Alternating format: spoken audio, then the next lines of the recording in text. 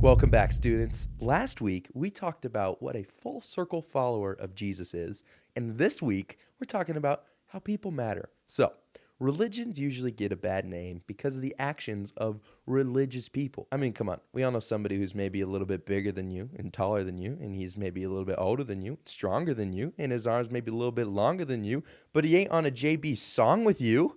You get the point. There's people that think they're all high and mighty, and it kind of ruins Christianity for everyone else. But to understand Christianity, go to the source, Jesus himself.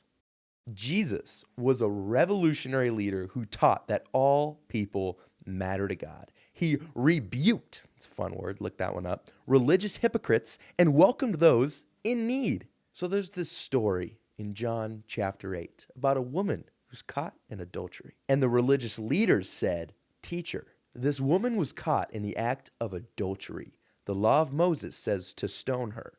What do you say?" They were basically trying to make Jesus look like a fool, but he flipped that around on them pretty quick.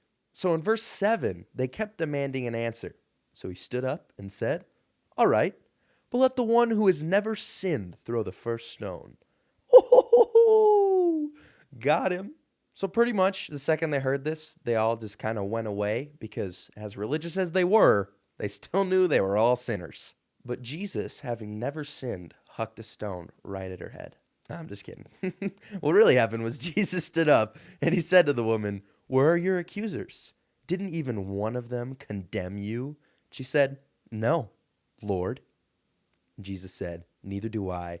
Go and sin no mo." So the point is, if you're being turned away by those hypocrites, just know, Jesus already roasted them, so you're chilling. See, the truth is, love is at the core of God's nature. Not hypocrisy, not rules or laws, not any of that.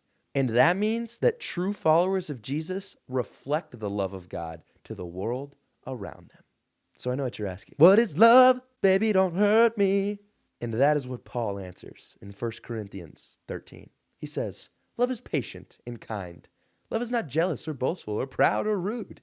It does not demand its own way. It is not irritable, and it keeps no record of being wronged. It does not rejoice about injustice, but rejoices whenever the truth wins out. Love never gives up, never loses faith, is always hopeful, and endures through every circumstance." So when you think about God, think about someone who really loves, not about some religious hypocrite. And finally, the Bible teaches that God doesn't play favorites. Every human being has value because they are created in the image of God. So, if you ever go as far to open the Bible to the first chapter, this is what you're going to see. Genesis 1, verse 27. So God created human beings in his own image. In the image of God, he created them. Male and female, he created them. The reason people in your school matter isn't because they're good looking or athletic or smart or any of that.